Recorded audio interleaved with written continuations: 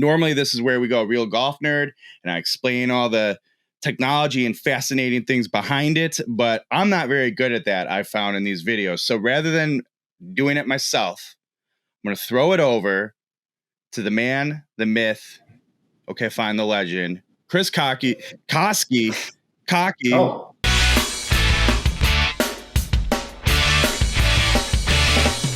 What's in the box? All right, ladies and gentlemen, welcome back to another What's in the Box. I didn't do the normal knife flip opening. I'm all out of sorts. I don't usually do these late on whatever night it is. I'm Bill Bush, DriveRangeHeroes.com, at Range Heroes on all the social media. This is Chris McEwen's YouTube page. Please go down below and do the things right. Hit the bell, subscribe, all that stuff that all good YouTube call to actions require you to say. Thank you. Let's get into it.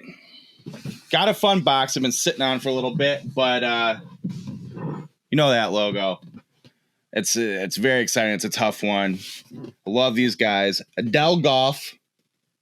Let's open it up and see what it is. I think I know what it is because, well, we'll get into that in a bit. But I do need a fresh new 60-degree wedge from these guys for this season. So maybe that's what it is.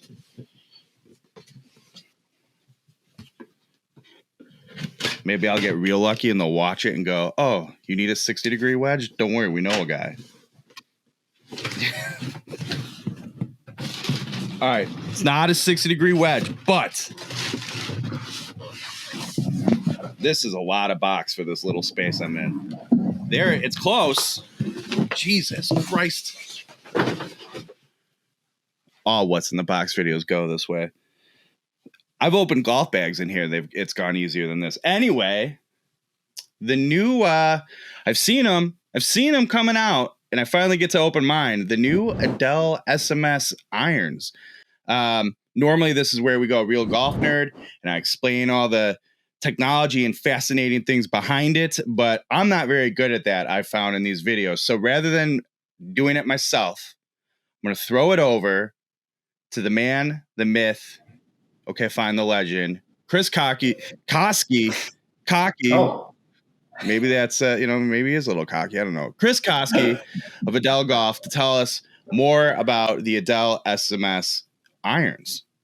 Chris, it's all yours. Awesome. You got it. And, as obviously we were talking a little bit about my pronunciation of my last name before we came on board with the Chicago accent, and you completely butchered it. I'm not sure what accent that was. Yeah, that was the Bill Bush actually being recorded, loses all control of his speech. Absolutely love it. No, first off, thanks for having me on. The new irons, as you know, and we've got a long history together. I've presented a lot of products in my career, and this one's a special one. Number one, we're doing things that no one has really done before in an iron, or at least not in this fashion. These irons have adjustable weights in the back. I kind of consider that the flux capacitor of the irons.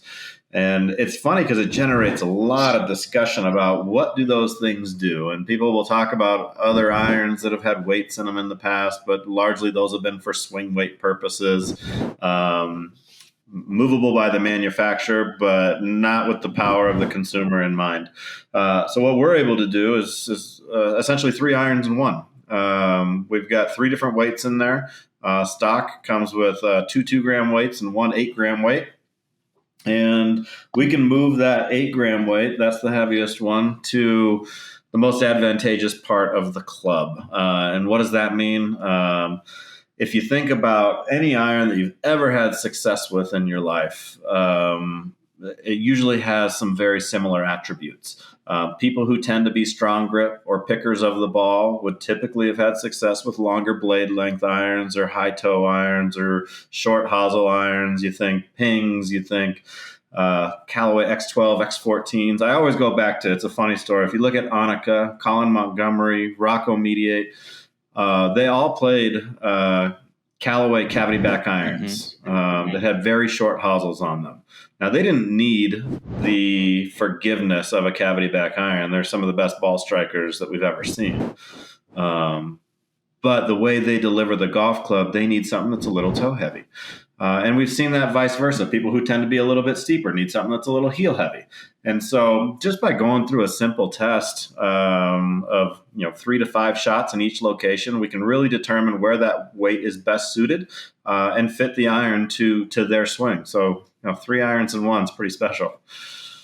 One thing I have to ask about as I'm looking at it up close for the first time, the sole grind seems very unique to me. And I think about your guys' wedges and the sole grinds. You've always been known for a unique sole grind, and especially in the SMS wedges. But tell me, is there anything unique or noteworthy about this sole grind? Yeah, I mean, for the category that we went after here, so we consider this a player's distance iron. Okay. And as we've tested with golfers, it's fit a bigger subset of handicap ranges than anything that we've ever seen before. And part of that is some of the design attributes that are really only noticeable when you have the club in your hands. One of those things is the sole grind. So because it's a hollow body, because we had to build in those weights, we had a little bit of a wider sole. So we took some trailing edge off the back, which is kind of that uniqueness that you see there. Mm-hmm. So we can just increase the playability through the turf. Otherwise, you're playing with a pretty wide sole club.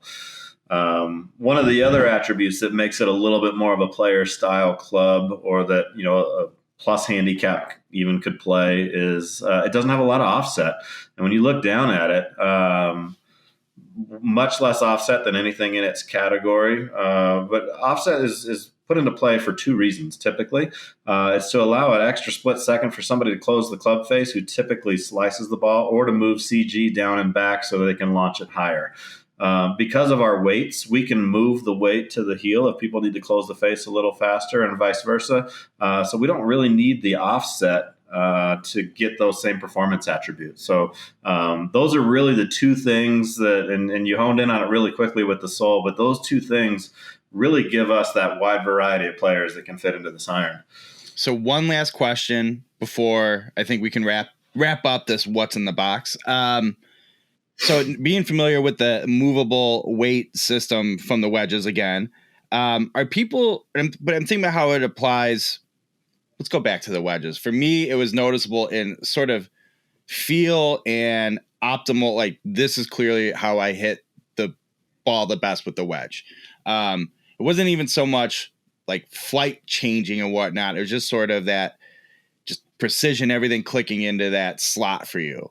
With the irons, are you guys seeing the people you've worked with for this getting flight adjustments out of this weight change, or is it really just getting the center of gravity into the ideal place for their swing? It's a little bit of both, and I think that's one of the interesting things. If you look at it purely from an engineering standpoint, we're moving the center of gravity about 1 millimeter, so it's not a lot. But people really feel the difference. And a lot of people feel it in the transition, probably what you're talking about in the wedges. As soon as you get to the top and start that downswing, you really feel something different. But specifically, as we've talked to people who really know their swing, know their game, they've talked about eliminating their miss. And so I've got a guy on our sales team. His name's Will Pugh. I think you and I talked about him in the past. He used to be the lead singer of the band Cartel. Used to be? Used to be? Well, he still is, actually. Okay. I got a little nervous for a second there. The pop punk emo kid in me couldn't have handled that breaking news. Well, it's funny. So we'll plug something for him. But he's the first employee I've ever had ask for 2 weeks off so he can go tour. So he's going to be opening for Dashboard Confessional later this year, which is pretty amazing. But Will is an amazing golfer. He's about a +2. In 2015, he was the number 3 golfer in music, according to Golf Digest. He's in to out about 3.5 degrees. And so his miss is left. And he actually gets afraid to release the club at times because he doesn't want to miss so hard left. So first thing he did, he gets the iron, he puts the weight in the toe. Mm-hmm. All of a sudden, his path neutralizes. He's not afraid of missing left anymore. And so we do see those directional benefits for players as well as just the feel benefits. It's been pretty staggering. Well, that's awesome. I can't wait to go hit him and get a full review on drivingrangeheroes.com. And I'm sure Chris and I will do a gear talk at some point. But Chris, thank you for joining me and giving this a much more thorough and higher quality explanation in the unboxing than we normally do. Can't thank you enough. Absolutely. Don't forget, you know what? Let's do the thing. Where can we find these? Edelgolf.com, at what on Instagram and such?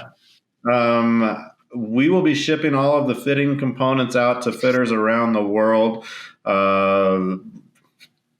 Around July 20th is when it'll start shipping. You can check them out on our website, get a lot more information at edelgolf.com.